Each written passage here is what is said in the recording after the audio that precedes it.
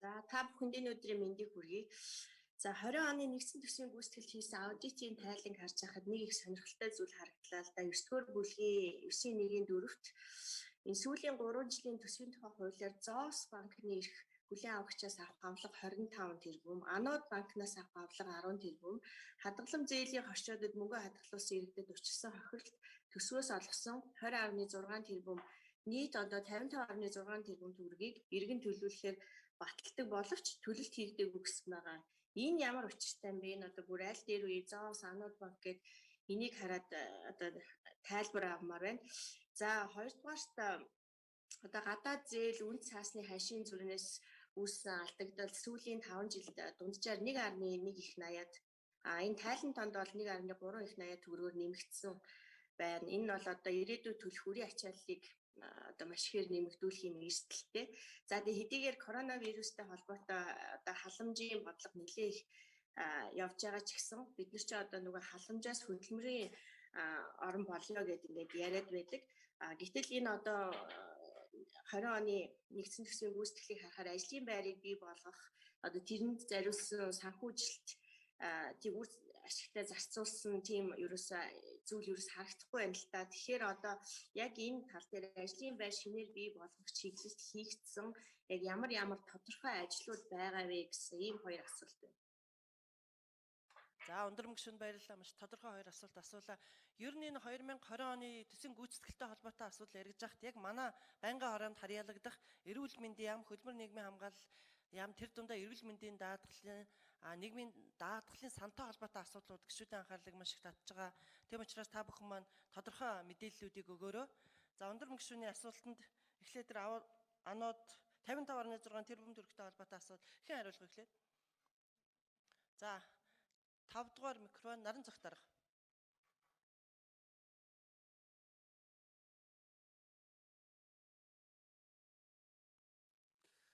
За өндөр мөнгөшөөний асуултанд хариулъя. За энэ бол хоёр дампуурсан банк байгаа.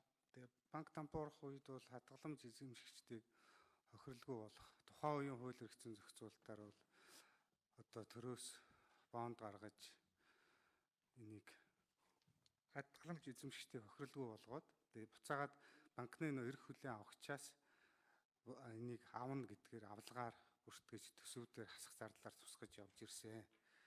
Тэгээ одоо энэ бол яг сангийн яам болоод нас хамааралгүйгээр банкны эрх хүлээн авахчаас энэ төлбөрүүд барагдахгүй. Тэгээ энэ ер нь ч барагдах найдваргүй болоод ингэж явж байгаа. Энийг бол нэг тодорхой хэмжээнд одоо шийдвэр гаргаж нэг талд нь одоо шийтгэхээс өөр аргагүй байдалтай. Шийдвэр гараагүй учраас ингээд баланс дээр хасах дүнгээр авлага барагдахгүй ингээд тусаад явдаг. Ийм асуудал байна. За энэ ханшийн алдагдал бол бас яалтчгүй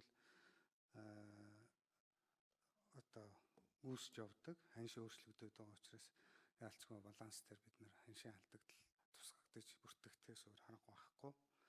Тухайн үеийн ханшаараа аваад бид нар дамжуулан зээлээ төгрөгөөр одоо олгодог. Тэгээ буцаагаад эргэн төлөлт хийхдээ бол энэ валютаараа төлөгдөд явдаг. Баланс дээр тусахтаа бол энэ ханшны алдагдал, ханшийн өөрчлөгдөхөр алдагдал бол хүлээгдээд явд юм аа. За 3 дугаар асуултын хувьд бол ажлын байр нэмэгдүүлэх чиглэлээр бол ерөн зөвхөн макро түвшиндөө бол засгийн газар дандаа сүүлийн жилүүдэд ялангуяа сүүлийн 3 жилд бид нар макро эдийн засгийн анализ хийгээд үзэхэд бол дандаа энэ цикл сөрсөн бодлого явуулж байгаа. Тэгэхээр энэ эдийн засаг 20 онд бид нар 5.3%-аар агссан. Энийг 5 дугаар микрофонд нэмж 1 минут нэмж өгье. Ариун зай сайд бас бэлдэж байгаараа сая ажлын байртай холбоотой асуулт асуусан шүү. Тэ. Банк орон таарны хэлсэнтэй санал нэр. Тэгэхээр төсвийн бодлогын хувьд бол бид нар одоо мөрчлөг сөрсөн ийм бодлогын арга хэмжээг сүүлийн 3 жил хэрэгжүүлж байна. 20 онд 5.3%-аар эдийн засаг агссан. Энэ үед бол бид нар нэрэгдийн орлогыг хамгаалах, аж ахуйн нэгжүүдийн орлогыг хамгаалах чиглэлээр бол 5.1 их 80 төгрөгийн хөтөлбөр хэрэгжүүлсэн. Энэ онд 21 онд бид нар энэ 10 их 80-ийн хөтөлбөрийг хэрэгжүүлээд эхлээд энэ бол тодорхой үр дүн өгж байна. За яг тодорхой одоо хөтөлбөр бодлогын чиглэлээр ажлын байрыг нэмэгдүүлэх чиглэлээр бол манай энэ одоо хөдөлмөр хамгааллын яам, хөдөө аж ахуйн яам гэдэг энэ чиглэлийн яамнууд нэмж одоо бодлогын талаараа тодруулж хариулт өгөх нь зүйтэй. За нарийн зөвлөлд баярлалаа. 7 дугаар микрофон Ариун зай сайд.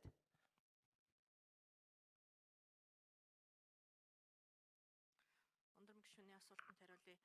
Өнгөрсөн жилийн хувьд яахын аргагүй хөдөлмөр эрхлэлтийг дэмжих сангийн гүйцэтгэл бол төдийлөн төлөвлөгөөндөө хүрээгүй бага хэмжээтэй байсан. Өнгөрсөн оны 4 сараас хойш бид нар шинэ ажлын байруудыг бий болгох гэхээсээ илүүтэй ажлын байруудыг хадгалах чиглэлд бол маш олон арга хэмжээнүүдийг авч хэрэгжүүлсэн. За үүн дотор бол бид нар ажилгүйдлийн даатгалын сангаас ажилгүйдлийг одоо ажилгүйдэлд өртөхвээ гэж иргэдийг хамгаалах тийм ээ 3 сарын хугацаанд сар бүр 200 мянган төгрөг хүндрэл бэрхшээл учирсан байгаа ажил олгогчдод тухайн одоо ажилтнуудад нөхөн төлбөрийг бол олгож байсан.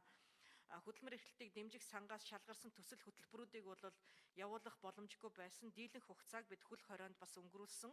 Яахын аргагүй илүү одоо өрхийн орлогыг хамгаалах чиглэлд арга хэмжээнүүдийг засгийн газрын зүгээс авч хэрэгжүүлсэн байгаа. За энэ жилийн хувьд бол тодорхой хэмжээнд эдийн засгаа аврах чиглэл нь илүү давамгаалсан учраас бид засгийн газрын зүгээс 10 их найт төгрөгийн хөтөлбөрийг зарлаад хөдөлмөр эрхлэлтийг дэмжих сангийн үйл ажиллагаа нь арай илүү идэвхтэй явж байна гэдгийг хэлье. Баярлалаа.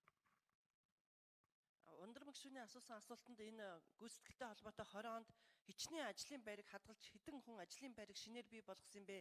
Заасан энэ амлалт хэр биелсэн бэ гэсэн асуулт байсан. Тэгэхээр энэ дээр тодорхой хариулт өгдөө.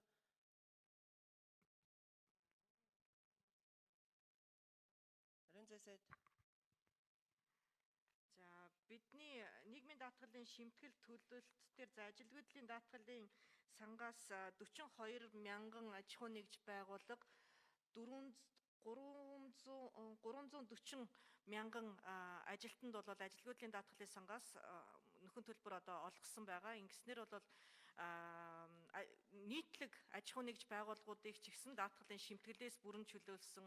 За иргэд аж ахуй нэгж байгууллагуудыг ажилгүйдлийн тэтгэмж өссөн дүнгээрээ